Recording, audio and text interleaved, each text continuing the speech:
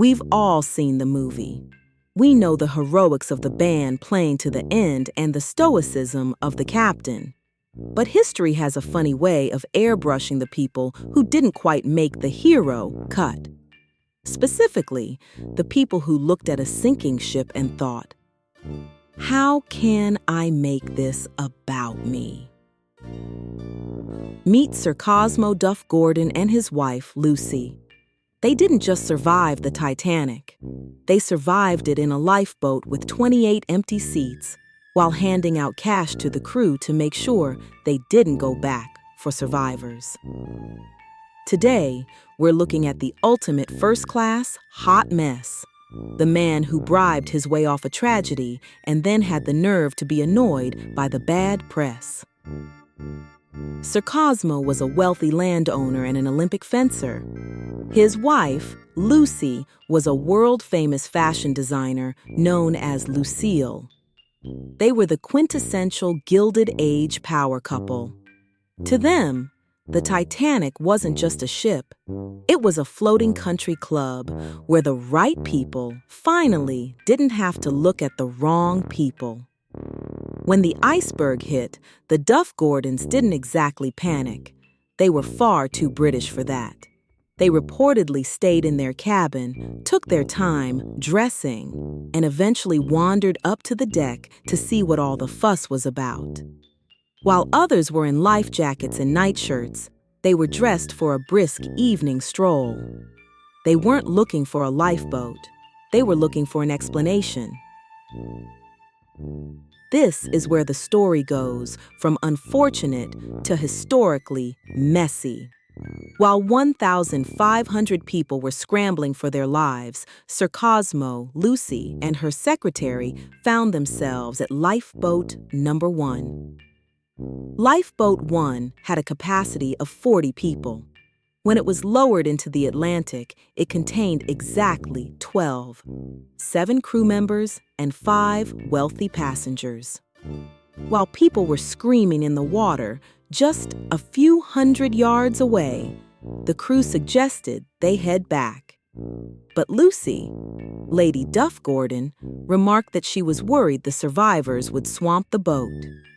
Sir Cosmo, ever the gentleman, then told the crew that if they stayed put, he'd give them all £5 once they reached New York. Now, in 1912, £5 was about 2 weeks' wages. It was essentially a stay away from the drowning people bonus.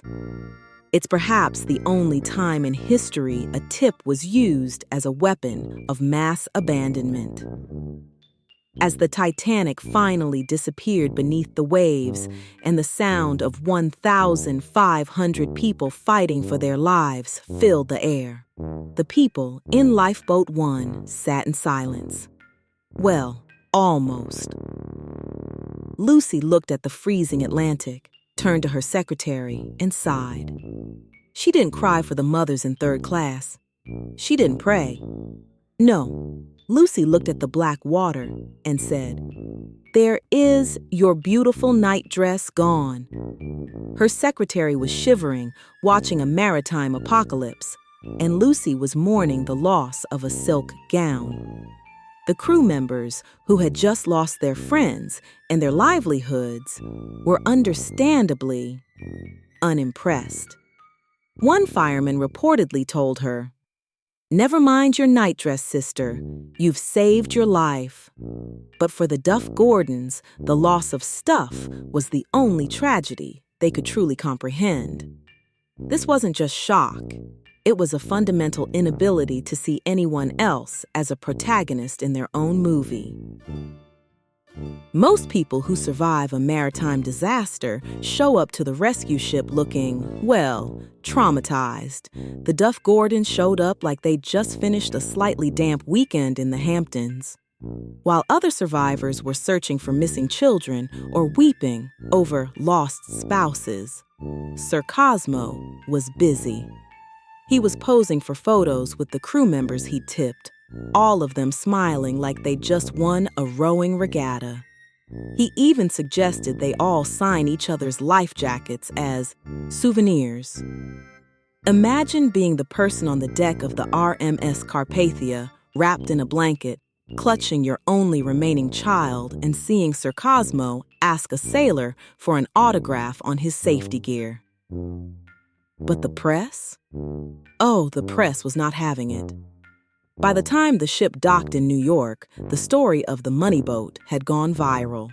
1912 style. Sir Cosmo found himself the most hated man in England before his feet even hit the pier.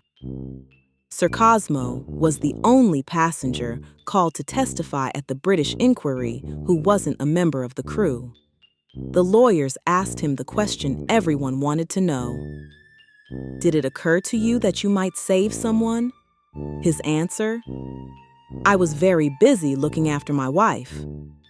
Apparently, looking after his wife required a 40-person boat and a complete lack of a soul. He claimed the money wasn't a bribe, it was a charitable donation to help the crewmen replace their lost kits. The court eventually cleared him of legal wrongdoing because in 1912, being a coward wasn't a crime if you were rich enough. But the social court was much harsher. Sir Cosmo Duff-Gordon survived the Titanic, but he didn't survive the shame. He spent the rest of his life as a pariah. His wife's fashion empire eventually crumbled, and Cosmo became a recluse, dying in 1931, still insisting he was a gentleman. He is a reminder that in a crisis, money doesn't change who you are. It just reveals it.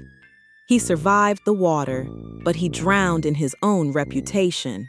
And that is a historical hot mess for the ages. Subscribe if you think a silk nightdress is a weird thing to cry about during a shipwreck. We'll see you in the next one.